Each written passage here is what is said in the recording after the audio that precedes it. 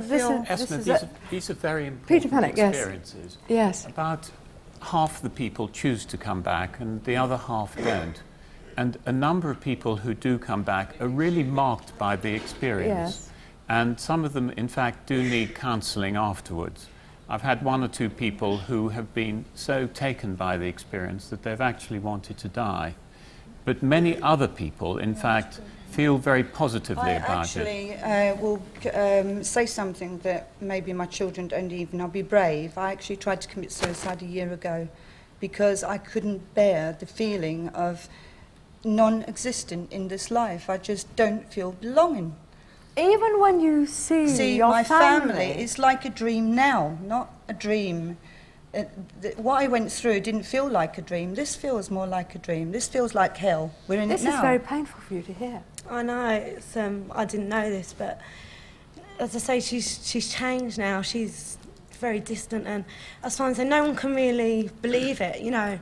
But why are all these people having these experiences if it's, you know, there's nothing there? This is terribly important because people after these experiences, some people really do need counselling. And this is why I think that there should be more awareness. There is fortunately now. But if you do have a powerful experience like this, then one must, in fact, get counselling and help for it. Have you had any kind of support and help? I've been under a psychiatrist and a counsellor, Pam Harvey, for 3 years, trying to get her to put something in a box and bury it. But no one's been able to get rid of this feeling. Like tomorrow is never tomorrow. I used to be able to plan ahead each day. Now every day is just existing. I look at the world outside and I think that it's just a dream. This is just a dream. This is not real. We're just here for this purpose, and then we're off. That's it. But look at this lovely, there's something look at this lovely there. young woman who's sitting next to you, who connects, who longs for you to communicate in this life. And I can't. Half of me, like Christmas is coming, it's getting close. I'm not looking forward to Christmas because I feel we have to get together, and half of me doesn't want to be there. I just feel very, very emotionally drawn to go. This must be terrible for you as her husband. Mind you, I'm glad she came back, you know. You know, I don't know if she'd gone, I don't know how the children would have coped. Doesn't that give you a feeling that it was right that you came back? I came back to see my last child grow up, I believe, and that is it. 50% of the people who we've talked to didn't want to come back. Yeah. They were sent back. When people did come back, they came back for the silliest of reasons.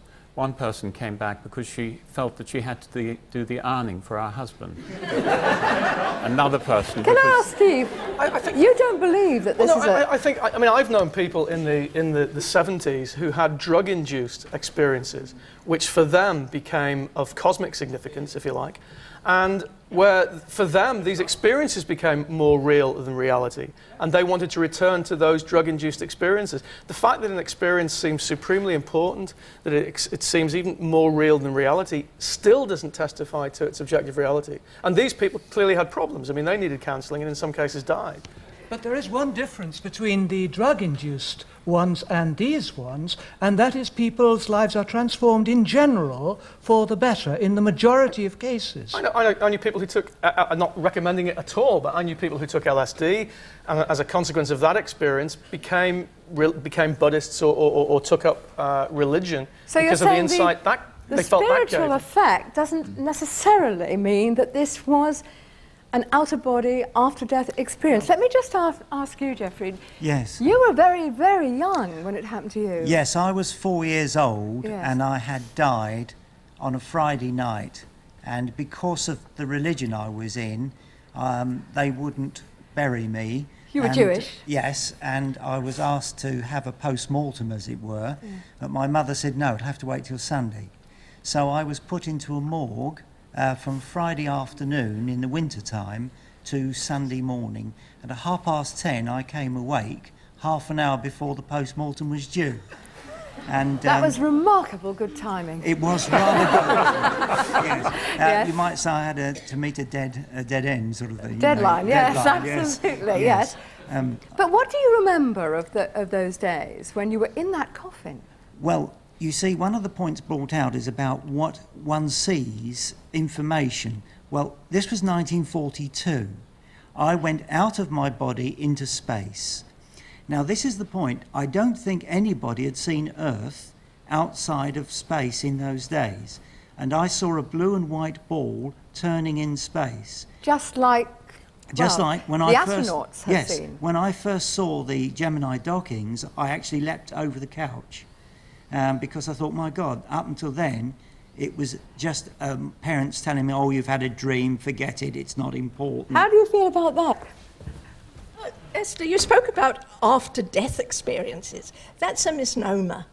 It's near-death experiences, because people who, although they talk about clinical death, that's not the same as real death, because real death is final. So until it's become final, it's not real death. Now, these experiences, obviously people do have these experiences, they're well documented, but they are psychological experiences. There's no other rational explanation, and they're caused by the brain being deprived of oxygen. So you think these all have a physical cause? Oh, of There's course. not a Yeah. separate spiritual... Oh no, it's physical. So you feel that there is a perfectly simple physical reason. Let me just ask you, Trudy, finally. Some people clearly think this is a spiritual experience. Some people think it's a physical experience.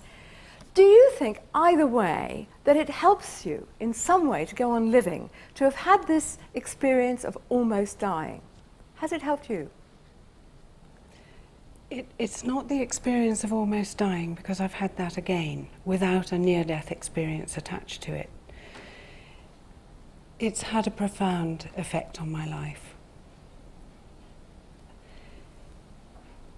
We seem wedded to psychological explanations for everything, and this wasn't anything to do with a psychological experience or a quantitative experience in any way. It was totally other. What effect has this had on your life? It's had an effect that has brought great joy and great deep distress all at the same time. The joy is in knowing without any question whatsoever that we are all one. Everything is one. All of life is one. And the distress? And the distress is seeing that the majority of us, and I was one until then, don't know that we think we're separated and isolated from each other, and as long as we feel we're separate from each other, we can kill, wound, maim, imprison, poison, do unspeakable things. So you find when this we experience has given you... We're all one. You wouldn't dream of doing that to anything or anyone. Well, clearly, the people here who've joined us this evening and talked about their experiences all feel that this has had a deep, memorable spiritual effect on their lives. Thank you so much for sharing these memories with us. Thank you for joining us at home. Till next time, from us all, goodbye.